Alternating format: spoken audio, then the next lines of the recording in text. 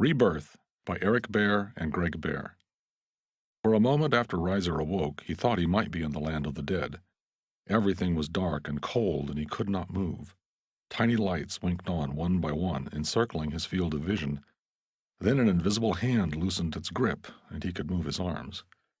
He sat up, bumped his head, tensed all over, then lay back again. This made him flick the whites of his eyelids and growl a threat way back in his throat. But nobody could hear him. He was lying alone in an enclosed bed. Lifting himself up a bit, through the hard, clear canopy he could see hundreds of other beds in rows, and around them a great long chamber, cold and blue and dark. What he could see confirmed that these hard prison beds were occupied by other Hamanush and Chamanush, still asleep, whereas Reiser was awake. Slowly, reaching where he could to scratch, checking out skin and fur and ribs and upper legs, he remembered where he was, in the belly of a Forerunner skyboat. Forerunners took us from the Great Ark, said it was the only way to save us, to save everything. "How do you feel?" a voice asked. He jerked, then looked to his left and saw a female Forerunner. She bore some resemblance to the Life Shaper who came in dreams, but she was not that one. No one else could be the lady. The canopy of the bed opened. Reiser climbed out slowly, with great dignity. This was serious. He had to show strength and calm. He had to be careful. Like all Forerunners, this female was much taller than the little Florian, taller by several handspans than any human. Her armor was decorated with silvery tassels that twisted and sparkled at her slightest move. Shimmering like rain over a campfire, she reached out to him. He drew back, but she was quick. From her hand flowed a bright, pulsing liquid jewel pattern. She manipulated this radiance with the sixth finger of her other hand. Reiser looked around, eyelids flickering, but saw no way to escape. Establishing this as a fact, he decided it might be time to learn why he was alive, why all these humans were alive, who was here and who was not. There had been the garden, the reunion, the separation, the pain, everything in pain. But enough of that. He stretched his joints and rubbed his arms. His fur was clean, too clean. They had done things to him. The Forerunner watched him closely. He did not like the scrutiny of larger animals. "Stiff," he complained in a measured, testing tone. Threats and bluster were useless here, he could see that. "The stiffness is to be expected," the Forerunner said, speaking his language as if born to it. Reiser's fear grew. He did not want Forerunners to pay attention to him again. He wanted to leave. The chamber reminded him of the ghost gallery on the Halo. Too cold, too clean, no smell. The fur on his arms bristled, and he backed away from the tall female until his feet came to the edge of the platform. The Forerunner drew in closer. From what little he understood of Forerunner expressions, she appeared concerned. Perhaps she meant to be kind. He did not trust any of that, not yet. He knew all too well what Forerunners were capable of. They had once reduced humans to near extinction. What cruel fate might they bring this time? "You are Reiser," she said. The radiance flowed up and around him. His body was soothed, but his mind recoiled. This was the name his friends used, but he had not given her permission. "I have sad news, Reiser. We have saved only a few of your kind, Chamanush." She did not use that word properly if most of his kind were now dead, or lost, or away from any spiritual center. Names had to change to reflect such loss. If so many of his people were dead, their name would now be Chamanush. So the female Forerunner did not know everything. Chacus would have understood. Any human on Air to Tyrene would have known how to voice respect for those now gone. But how far away gone? Too far to reach? If he died on this skyboat, would he ever find the dead again? He shrugged out his arms. "We were never many," he said, looking around with a squint. "How many now?" At the female's direction, the chamber's lights glowed brighter. He saw that other Forerunners were examining the sleepers, mostly bigger humans. He tried to count, but they too were not many. And these Forerunners were all life workers. There were no fighters, none like the Didact. So few of anybody. "How many are left of your people?" Reiser asked in a low voice, not sure what he wanted to hear. She did not tell him that. Perhaps the truth was not good for her. Perhaps she did not know. "My name is Growth Through Trial of Change," she said. "The one known as Reiser may call me Trial." Now at least she was trying to follow the forms. He pursed his lips. "Trial," he said. managing that name well enough. He raised his right hand, then held out his fingers for her touch. She smiled. That she could smile struck him as odd. He never saw the lady smile, not in his dreams. The didact had never smiled. Bornsteller, however, had been capable of a kind of twitch of the lips. This one, Trial, might be young then, like Bornsteller. She might not know much, but she was apparently in charge. After some hesitation, she cautiously extended her fingers to brush his own. With a grimace and clack of teeth, he grabbed her wrist and quickly scratched the back of her hand with one thick nail. The life worker did not flinch, did not react at all, not at first. The scratch quickly closed, but for a moment Reiser smelled her blood. Her skin was cool, even cold, but she was flesh, not a machine, not a spirit. There are words and ideas you need to know, the life worker said, only then withdrawing her hand. She gave it a little shake which gratified him, and he curled his lips. Then she looked somber. Uh-oh, he thought. You already have some knowledge, she said, a new kind of gouache. Here is more. The radiant jewel grew. He tried to fend off its light, but something held him in place. He looked up at her steady, earnest face and forced himself to surrender without a scrap. Things were very different now. As in other hard times, he would have to be smart and flexible and think for all his people. The jewel's light drew up around his head, entered his eyes and ears, spread down through his neck into his chest and body. He lifted his arms and saw his veins glow. They were so many, so alive, beautiful. And Reiser was not afraid. The glow faded, his flesh turned opaque again. He stretched. He was different, but only a little. He did not remember the pain as sharply. That worried him. What else would he forget? Where are we? He asked. Trial sadly closed and sealed the empty prison bed, as if she knew this was the last time it would ever be used. We are in a medical facility high above the second arc, far outside the galaxy, she said. A safe place. Humans will stay here for a time while we make preparations. Then you will be returned to Air de Tyrene. And where will Forerunners go? Her sadness deepened. We will soon wake the rest of the Chamanouche and prepare them as well. Please come with me. Reiser followed Trial as the life workers raised the prison bed canopies and roused each sleeper with the radiance. They opened their eyes. Their veins glowed. They became a little different as well. There were about 30 Chamanouche, all told, not a large group, but that suited him. As always, few and small, and proud of that. They are ready now, Trial said. They need you to be strong. Obviously. Reiser took the stance of a leader, then greeted the newly awakened ones with a trilling click song of loss and recovery. His song was forceful, brooking no dissent. That alone told them what they needed to know. They were still in trouble, still not free. Their lives were still not their own. Some he had met before, had known on Air de Tyrene. Others he had met during his time with the Forerunners. Some he did not know at all. They all seemed awed to be in the presence of the life workers who so resembled the lady who came to them before birth. But that one was not here. With the new gouache, the fresh knowledge spreading through his body, Reiser tried to put his most recent memories in order and see more clearly what they implied. Not good. Enormous change. When the great skyboat arrived at the Ark, life workers gathered all the humans and guided them through the immense cavernous hold to a waiting cluster of smaller ships, round and silvery like fat fish. Inside Reiser's ship it was dark and crowded, and everyone and everything made strange noises. The Chamanouche nervously held each other and clutched hands and softly cooed and trilled. Reiser tried to calm them with his whistle-chirp song. I have been in these moving places before, he said in that musical form. We can trust the life workers. They serve the lady. Everyone needed to be calm, so he told them what they needed to hear. The survivors looked to him for guidance. That he was used to. He had run the city of Merantic, large parts of it once. He had trained the young Chacus in the craft of thievery and deception, and he had bitten the didact. Reiser's chest swelled at that fine memory. The fish ship opened its doors on a hill overlooking the edge of a strange village. Reiser emerged first, theatrically stretched his limbs, and sniffed the air. The others stayed back for the moment. Clusters of metal huts had been arranged at haphazard fashion along a shallow, twisty river. Smoothly trod dirt paths wound between the huts, but the air did not smell of animals or people, did not smell of breath and farts and sweat, of being lived in. The door coverings were also strange, woven of some coppery, shiny fiber, jarring and false. He chuffed.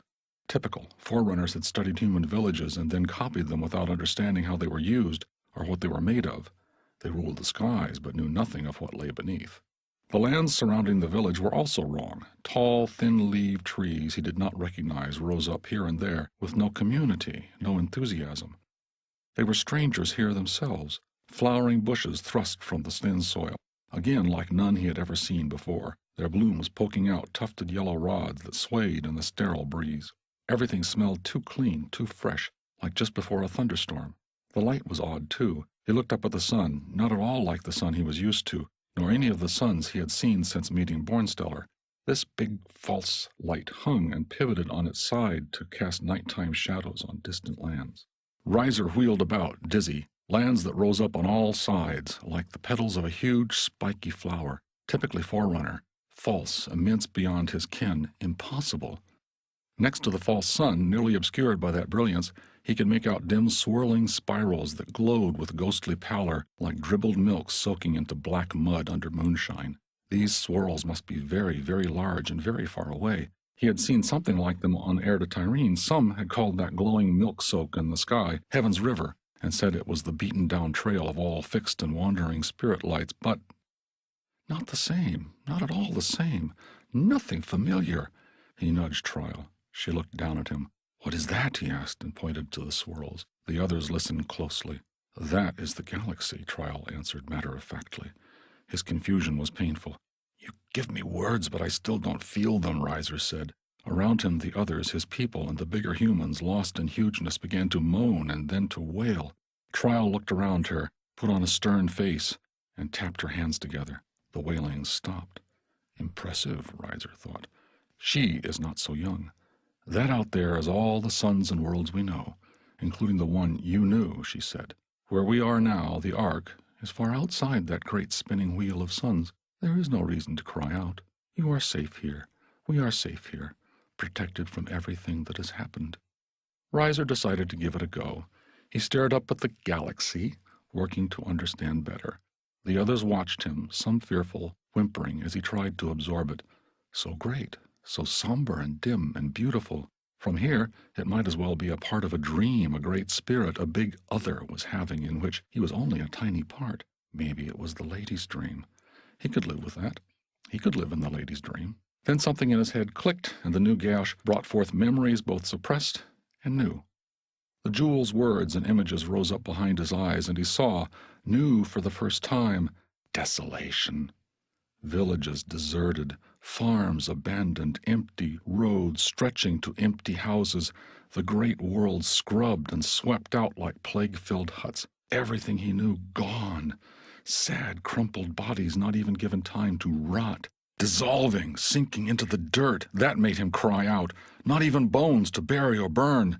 For a hot moment he hated them all. He hated the lady. He growled in his throat and his fur bristled. The others whined and trilled and backed away. Did they suffer? He hoped it was quick, one moment alive, the next gone. Not even dead, just gone. He wondered if all the dead could travel to the western lands without someone like him to sing their names and guide them. He could not imagine so many songs all at once. When his time came, when he died, would there be any left who knew his real names and could sing his song? The spirits who protected and understood him and intervened between them and those who walked but had never lived and those who had died badly. Would he see any of the good dead again, or were their spirits destroyed as utterly as their bodies? Could spirits die? Were they fading and decaying even now in that great spiral of suns and dirt places? An evil dream, everything upside down, everything eaten and defecated by evil things, dissolved, broken, lost spirits wailing in darkness, reaching out in agony, and Reiser could not descend into the caves and learn from what was painted there, learn what to do. He writhed, spittle on his lips as if he were mad. The others fell down and wept as well. Trial did not try to comfort them. They were reimagining everything, and that would take time, and it would be painful. Reiser already understood this much. Without people, in that dim place of suns, the places of land and dirt and water, the animals that still lived might move in, rats and mice, some birds. Vines would grow and climb over the walls, but the animals would not know their names or their places and would behave badly, and the vines would be weeds without order. This could not be the lady's doing, but it had happened anyway, and that meant the lady had no real power. She came to them when they were born, but her promise was a lie. Trial stood unmoving, watching, letting them feel and absorb. Finally, Reiser got up and spread his arms, then shrugged. "That has changed," he said to her. "Yes," she said. "And your people?" he croaked. The Geash allowed him to see this as well. Above the places that were dirt and water, the great Forerunner ships would float forever through the sky, empty, their crews gone. They killed Forerunners, too. Impossible to imagine the size and reach of it, too vast to understand. Enough! Reiser focused on the other fish ships, the other humans emerging into this false, strange world. They were walking out of the rounded halls in the company of other life workers, staring at the village, facing their own Geash, sounding their own moans of dismay. Not home. Reiser wiped his lips. "We are tired," he said. "We need to eat and sleep." Trial looked down upon him with sadness and perhaps admiration. He was smart, this Florian, this little one. No wonder the librarian had favored him. He adapted quickly. They were allowed a little rest and time to adjust before going into the new village. Food was brought by machines. It was not good food, but it filled their bellies. From where he squatted on the top of the hill, Reiser could see other villages scattered across the landscape, and more fish ships arriving to disembark their living cargoes. He turned from horizon to horizon. The sides of this big place either fell out into darkness or stretched up into the sky, like a halo stomped flat and shoved around. That thought reminded him of the last halo he was on, and he grew nervous again about what had frightened the Forerunners. Why the great wheel had been made. He wiped his hands and stood up beside Trial, who was waiting patiently. "The flood are all gone now, yes?" he asked. "Yes," she said. She began to say something more, but did not finish. Something she doesn't want to tell me. The life workers then guided the humans in groups through the village like children. Reiser saw quickly enough that the life workers were in the charge of a tall female. Her name was Chant to Green. "She is the new life shaper," Trial explained. "But she is not the lady," Reiser said. "No, the lady tasked her. Chant to Green does her work now." The huts were heated and gave shelter from the elements, though the weather was mild. There were beds inside, not prison beds, and tables where all could sit. Food was not served in the huts, but fountains inside bubbled tasteless water. The water from the shallow river was safe to drink, not always true on Erdetyrene, especially when the grass-eating herds tried to ford all at once, and the crocodiles feasted on them. Then there had been blood and foulness. This river, no herds, no crocodiles. Strange what one could miss. Larger buildings between the clusters of steel huts were filled with more low tables where food appeared when nobody was looking, more than enough food for everybody. No one would ever go hungry again, Trial said. She seemed to hope this might make up for other things. Forerunners had always imagined Reiser and other humans to be little better than animals, happy enough if their bellies were full. All but the lady who had understood, and was now... He would sing a song for her when there was time. Reiser sniffed at the food, but again, it was not particularly interesting. Nothing what he liked to eat at home. It was brown, sticky, lumpy. No insects or worms or small birds to liven things up. Full bellies, perhaps, but no happiness.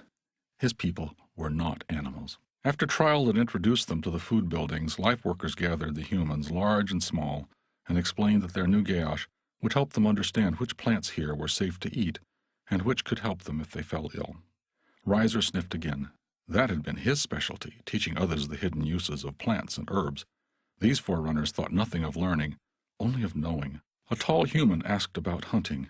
There were no animals in this part of the Ark, the life workers replied. Chant to Green came then amongst them, listening and watching. He tried to catch her eye.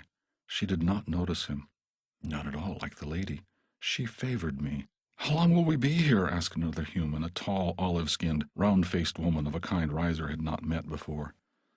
"Until things are prepared on Erdetyrene," Chant to Green answered, "and until we are certain that the danger is over." Now she looked around, and her eyes met Reiser's, and she smiled, or tried to. She knows who I am, Reiser thought, and that thought made him chuff and rub his nose. Despite the explanations, the jewel words, the Geash laid over them, the humans still seemed lost and afraid. They had been taken from their homes, dragged from everything they knew, and brought to this solid but unreal place. And so few! Though Reiser could not reckon larger numbers without using his fingers and toes, Then, counting multiples with taps on his teeth, he could judge vastnesses well enough. Even with all the other villages here on the Ark, there was no way these crowds could be everyone from Air to Tyrene. That place had been much too big, with too many people, far more than he had ever met. Now they had been reduced to this. Did the Forerunners calculate how many to take, how many to leave behind to be destroyed? How many had been lost to the flood, the shaping sickness? Trial and Chant explained that they would be living a ways away from the villages in a high tower jutting out of the side of a false mountain. A throne from which to watch their pets, Reiser thought. Forerunners arrogant even in their last days. But his position with regard to the new life shaper was softening. He wondered how much like the lady she would become given time. By the second wake cycle, life had settled down to a routine.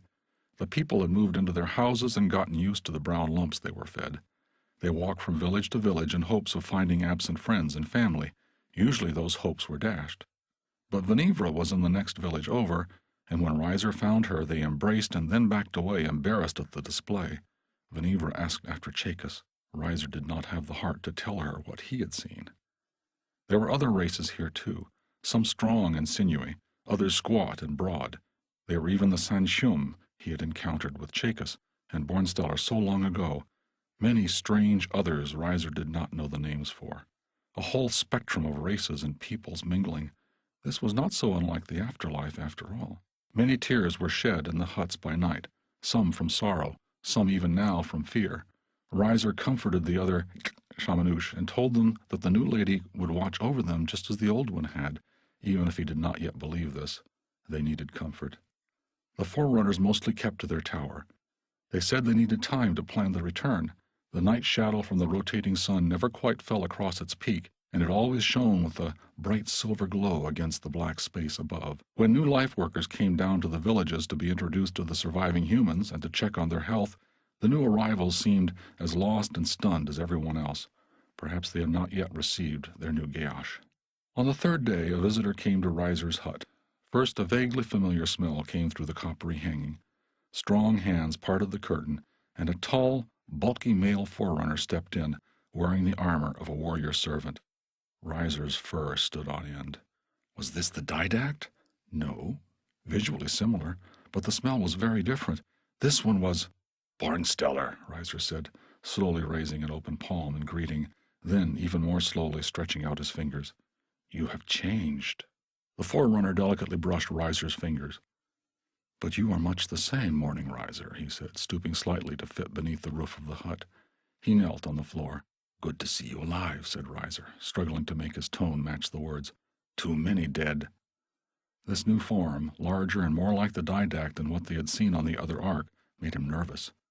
"Far too many," Bornsteller said, and sighed deeply.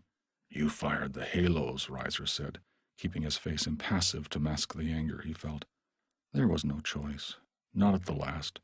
It had to be done. That explained some nasty components of the Forerunner's smell. Guilt. "You have changed, Bornsteller. Where once I saw curiosity, now I see war. The Forerunners played with lives like gaming stones. You chose to end the game." Bornsteller closed his eyes and tinted his hands together. "You've changed as well. You're speaking." "The Geash. I am not Reiser now. I, too, need a new name." "Oh, you are still Reiser. Still quick to judge, and judge true." "Yes, I ended the game," he said. "What we have left we owe to my wife. Would that all Forerunners possessed her wisdom. Things never would have come to this." "The lady?" Reiser grimaced at the concept, recalling his encounter with Bornsteller and the lady after the terrible events on the first Halo. Difficult to imagine marriage to such. His marriages. But that way led to sadness. "Is she still alive?" Bornsteller hung his head. "I do not think so." "Brings sorrow," said Reiser. The lady might still live in dreams and in the past. His dreams had often been more real and beautiful than life. "We have all lost so much," said Bornsteller. They took a moment to remember the absent. "If you became the Didact," said Reiser, "then perhaps your judgment was clouded by his hatred of our people. His spirit guided you, not yours." "No," said Bornsteller. "In the end, the choice was mine alone. And I would do it again, my old friend. He closed his eyes again, collecting his thoughts. Riser chuffed. Then on your spirit be it. Look around you. Pleased? I'm sorry, Riser. I would have done it another way, if it were possible. He rose and pushed aside the hangings, then paused and looked back into the shadows at the small form coiled there, bristling all over. I will be leading a ceremony soon. A sentencing. I hope that it will bring some justice, some finality. I would be honored if you would join me. Riser nodded. Punishment? Of a sort. Forerunner justice. He growled low and deep. We will see what that means. The great ship descended slowly through a vivid blue sky. Swarms of sentinels rose to greet it, thin beams of energy tethering it to them so they could guide it safely to the dock. Two massive angular arms rising from a pedestal on the desert sands. Riser stood by Bornsteller's side, watching the proceedings from a platform high above the ground. He felt awkward in the presence of these forerunners, their bulky armor shaped for ceremony, but there were also a few other humans. As the ship approached, its drive pulsed deep notes that resonated within the Florian's chest. The dock arms reached up to meet it, locking onto the ship's broad hull and lowering it carefully into place. The ship touched down with a loud and final boom. Near the ship's bow, a three-winged door retracted. Cold fog welled up inside, puffed out, then swirled away in the rising heat. A hard light ramp flickered into being. Through the last of the inner mist emerged a massive structure, an oblong of silver-gray metal, its surface inscribed with glowing blue lines that pulsed in rhythmic patterns. The oblong descended to float just above the ground, where a flock of sentinels received it and dragged it forward with lighter tethers. Riser was reminded of pallbearers carrying a coffin. The sentinels guided the oblong across the dock and down to another unfinished structure, still being shaped as they watched. Constructor machines like spiders spun hardening cocoons of metal around slowly ascending frameworks. Then Riser understood. From below the rock and sand, out of the ark's deepest foundation, a massive tomb was being prepared. A void had already been cleared to receive the coffin. Sentinels dragged it to the edge of the void, a strange grave in a place where there was no real dirt, no real planet, and latched it into the waiting frame. The oblong coffin's blue lines flowed outward, spreading into the confining struts. Riser puffed out his cheeks and looked up at his tall companion. Bornsteller was observing the ceremony with a gray, grim face. Hard to read. All Forerunner fighters looked gray and grim to the Florian. When all was ready, Bornsteller raised his arms to address the tomb. Ancilla 05032 of the designation Mendicant Bias, you have colluded with the greatest enemy of the mantle. A deep voice issued from the coffin and was amplified across the platform, echoing from the ship, the dock, the tomb, even now being given its final touches. Those who pass judgment should first judge themselves. The voice now echoed off far bluffs and canyons. Judge themselves, judge themselves. A sin to fight a sin, said Bornsteller. A lesser evil to stop a greater one. That is the choice I was forced to make. You had no such excuse. You brought matters to this point. Why was I spared then? You are brought here to be sentenced. You have not been immediately destroyed because you may yet be needed. Your intimate knowledge of the flood makes you invaluable, should they return. But we can never trust you, never again allow you any latitude. You will be entombed here. Your process is locked, frozen into a single thought for all eternity. Absolution. Should you be needed, you may be reawakened. Should there be no need, you will be buried here until the end of living time. Then I will serve as a monument to your sins. That is what you wish for. Bornsteller shook his head. I wish only for the mantle to be upheld. I am penitent. I know that what I have done cannot be forgiven. I will accept my stasis with grace and await a time when I might redeem myself. Aye, so shall it be, said Bornsteller. He reached out to a pylon, spread his hand across the controls as they appeared, and closed his fist. The constructors finished their webs and sealed themselves into the tomb's fabric. Mendicant Bias's coffin was locked in place.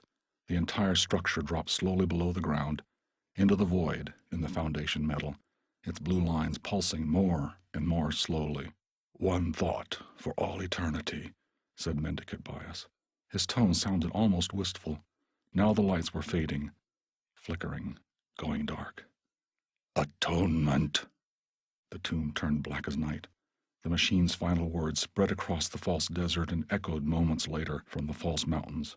Bornsteller, Riser, Trial, Chant, and all the rest watched silently as the last of mendicant bias, locked in eternal exile, was covered by sand. In the 7th season, blue globes of light hung in the air above the villages. Singing and the beat of wooden drums rose from the hills. People talked and laughed in the streets and drank sweet berry juice squeezed from the bushes, fermented just enough to give it an edge. Even the Forerunners came down from their tower and joined the humans. Riser had suggested the idea to Bornsteller. "We should have a wake for the old galaxy and a birth feast for the new." The idea had caught on. All the villagers threw themselves into preparations. The Forerunners consulted with the humans on what foods to prepare and bring, and ended up with a reasonable facsimile of a spicy vegetable stew. Riser could not convince them that meat, even in facsimile, might be better still. Humans prepared their own delicacies from the newer fruits and plants in the surrounding hills. The life workers were improving the landscape bit by bit with such details. The mood was strange, so much had been lost, and the pent-up emotions quickly gushed to the surface as wild dance and howling songs filled with pain. The Chamanouche sung a great epic of a warrior who many times tries to retrieve his love from the underworld, but never succeeds. Though the other Manouche could not understand all the words, the message was plain. Life is passing, death is eternal. Remember the past, but honor it in the present. Eulogies and dirty jokes crowded against each other. There was crying and laughing, and sometimes both at once. Venivra met Riser again. They shared memories of their time on the Halo. Riser listened, aghast, enthralled at what had happened to Chacus and Venivra and her father before he had rejoined them. As well, he told her his experiences. Others listened and spread word. Before the assembled crowd, with much encouragement, after Venivra was thrice rebuffed when she tried to escape, they ascended a scaffold and told their tale anew as a great adventure. Half drunk with the fermented juice, Venivra quickly caught up with Riser as he sang and whistled and chanted. Pushing back for a moment the horrors they experienced, they piled wild tale on wild tale, all of it true, if embellished in the moment. "We faced 10,000 twisted monsters," Venivra cried, "an army of diseased flesh, and leading them, a god beast 300 hands tall, all part of the schemes of the master builder. May he be forever eaten by flies!" She spat on the dirt and ground it under her foot. The audience roared. From dozens of meters, surrounded by the raucous humans, Bornsteller and Chant de Green listened. She touched his shoulder. "Brave friends," she said softly to him. "The greatest of friends," Bornsteller said. "Then we were prisoners in a village of ghosts," said Riser. "With the wolf moon coming closer, so close, bad Forerunners wanted to make everyone into ghosts, but I tricked them. I freed Chacus so Chacus could save us all. Only the spirit inside Chacus could stop the wolf moon." Venivra looked far away in remembrance of their lost friend. Riser took a cup and filled it to the brim. "Remember Chacus!" He raised the cup over his head in toast. "I have never met a Hamanouche so brave. May his spirit eternally watch over us and keep us safe." Bornsteller and Chant raised their cups high as well. Another warrior servant, aide to Bornsteller, took a deep swig, then pursed his lips and violently spat out the bitter juice. Everyone laughed, then fell silent as they saw his foreboding scowl. The warrior servant, at a glance from Bornsteller, wiped the juice from his lips, snorted an approximation of laughter, and took a deep stage bow, and everyone laughed again. The tension was broken. Forerunners were gods no more, just people like the rest of the Manouche. The humans tried to bring them into their dances, teach them songs, and watched with humor as they awkwardly mimicked their smaller, lither companions. The festivities went on well into the night. The sun was just beginning to rotate back around the disk, a pale golden light touching the nearby hills. Most of the revelers, the mourners, had already sunk down in sleep. Riser sat in the branches of a tree at the far end of the village, watching the river lazily run sunward. "Can I join you?" said a voice from below. It was Trial. Riser nodded and patted the branch. She climbed the tree, pulling herself up the branches with surprising grace for her size, and sat in the crook of Riser's branch, dangling her long legs against the trunk. "You know," she said, "humans and Forerunners were always meant to be brothers, not to fight like we did." "Brothers fight too," said Riser. I never had siblings, said Trial. I had a brother, said Riser. When we were young, we would wrestle to see who was strongest. He was older, and usually he won. But when I got older and won, I never let him forget it. What happened to him? Asked Trial. Riser shrugged. His bones are mush or ash, I suppose. You are strange for a human, said Trial. You get along so well with others. You feel the urge to lead, despite your size. Because of my size, Riser chuffed. But I see clearly you prefer to be by yourself. Your name seems to suit you, said Riser. Trial means judgment. It also means trouble. How did you come by it? It was given to me by my adopted family, Trial said. I was not always a life worker, but that was millennia ago. And that world is past now, gone. What happened to your birth family? Asked Riser bluntly. Trial shook her head. They were builders, dead before even the flood arrived. A sudden implosion of a nearby star as they traveled between worlds. But before that time, when I told them I wished to become a life worker, to change ranks, they were very angry with me. They said they would cut me loose. Then they were gone.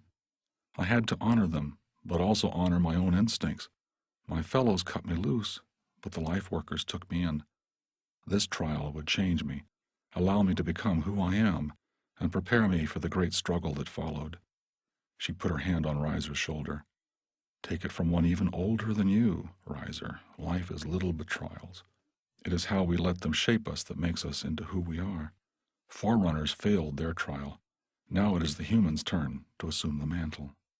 We cannot do much worse, said Riser, then felt a stab of doubt. Are you sure of that?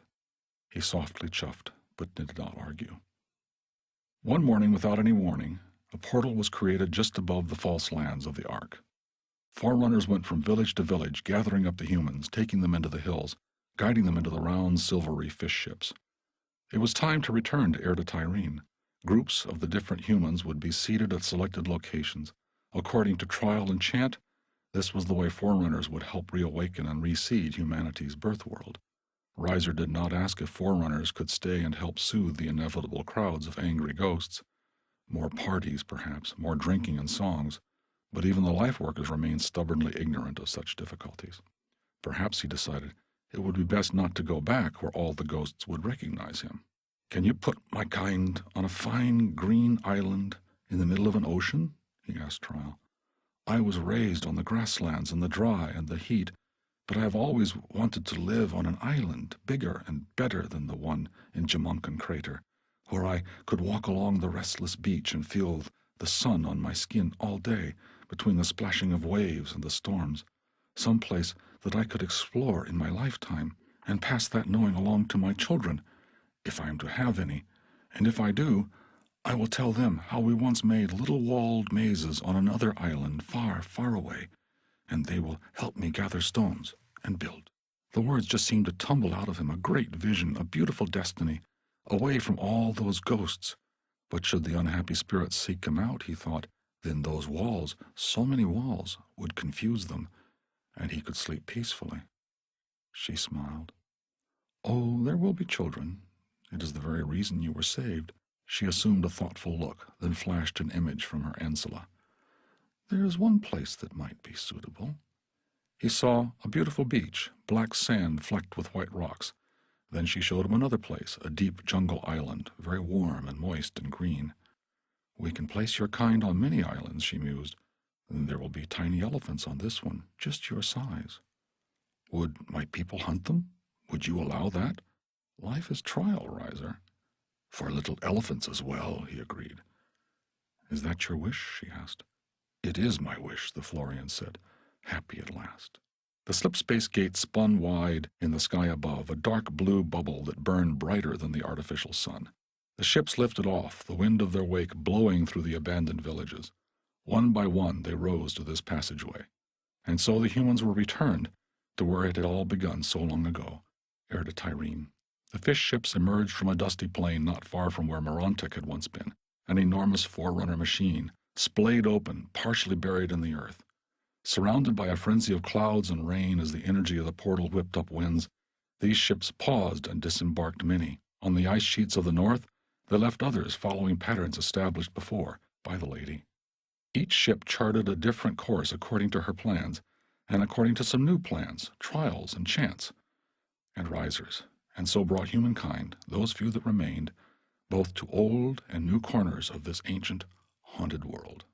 The craft bearing the Chamanouche touched down on a long and glorious beach. The sun was just beginning to set in the west. This was the real sun, turning orange and yellow and red, and even briefly green as it fell behind layers of dust along the horizon.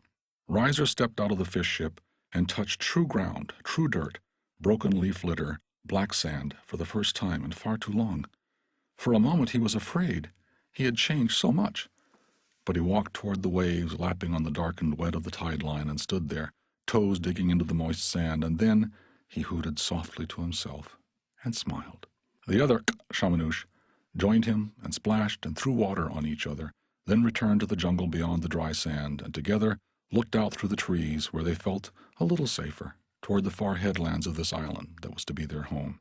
It was deep green, with ridges of rugged mountains, warm and moist, and inland a very tall, broad mountain lorded over the sky, and Riser fancied that he saw some snow there, very high up. Here and there they could all hear waterfalls. This would be a good home, said Riser. Yes, another agreed. Trial now stepped down from the fish ship, so much taller than the diminutive crowd at her feet. Bornstiller emerged behind her, taller still, but looking more humble, more human, if that was possible. I'm glad you like it, he said. The life workers have done very well. I wish you all the best of lives. Our ways must part now. We will not meet again, not in this world, young Riser. Riser chuffed at this slur on his age, then cocked his head to one side, approached the pair where they stood beside the fish ship, and held out his fingers. Without hesitating, Trial brushed them, then Bornstiller. We will do what we can with what we are given, Riser said. But what of you? Where will the Forerunners live? I do not know, Bornstiller said. Not yet. All I know for certain is that we cannot return to these places. We have already too much in the affairs of others. Riser grimaced. Forerunners refusing to meddle? Is that a promise? A promise, Trial said. Truly, this will be a different place, Riser said.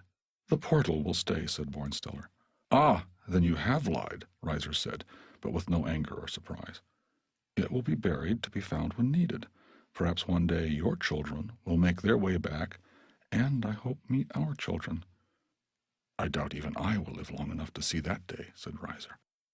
But it is good to think our young will rise to another challenge, as brothers should, making trouble, finding strength. Bornstiller felt this deeply, and even with his armor to protect him, the emotion was almost too much. Hope was all he could say. Then they returned to the fish ship and left the humans alone to find their way.